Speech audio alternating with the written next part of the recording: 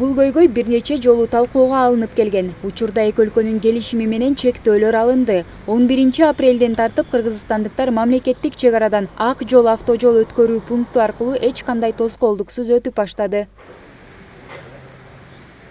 За счет того, что открыли границу, стало намного удобнее. Конечно, я 2 года не был в Алмате.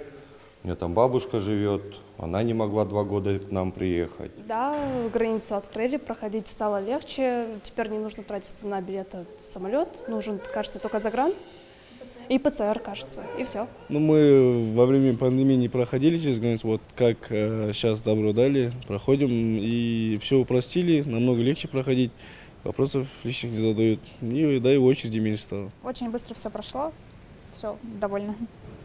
Думала, будут большие очереди, нет, все хорошо. Пандемияга чейин Ак жол автожол аркылуу күнүнө 13 миңден 18 миңге чейин жарандар жана 2 миңден ашуун транспорттук каражаттар өтүп келген.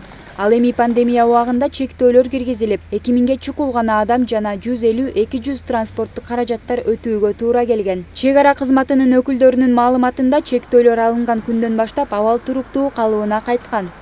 Кыргыз Республикасынын жарандары, мисалы, Казакстан Республикасына ооруканага дарыланууга барып атканда ошолор негизинде өткөрүлчү, жана ошондой эле дипломаттык посольстводо иштеген кызматкерлер жана ошондой эле туугандык катнаштар барган жарандар эле Казакстан Республикасында өтчү.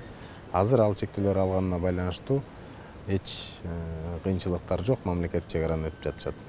Эске салсак, эпидемиологиялык абалдын туруксуздугу болуп турган мезгилде Кыргызстандын жарандары коңшу өлкөгө аба каттамы менен чыгууга туура келген. Бирок ошол эле учурда Казакстандын жарандары Кыргызстанга эч кандай чектөөсүз эле каттачу. Чек ара кызматкерлеринин билдирүүсүндө Казакстанга Ак жол автожолу, Чалдыбар автожолу, Кең Булуң автожолу жана Токмок автожолу аркылуу өтүүгө мүмкүнчүлүк алды.